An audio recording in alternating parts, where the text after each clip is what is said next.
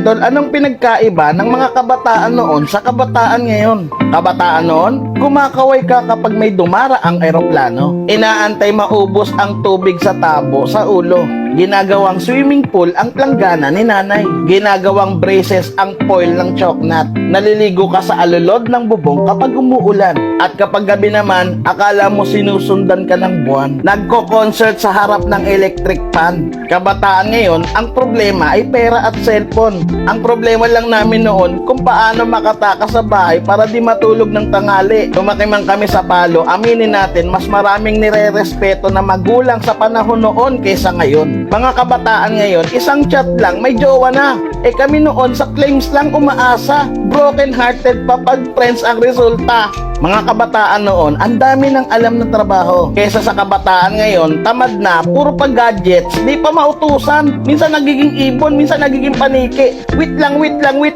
Ba't ako? Idol, hindi kawawa ang batang inuutusan sa gawaing bahay. Ang kawawa ay yung batang lumalaki na walang alam sa buhay. Yung nakaranas lang ang pupuso nito. Real talk yan.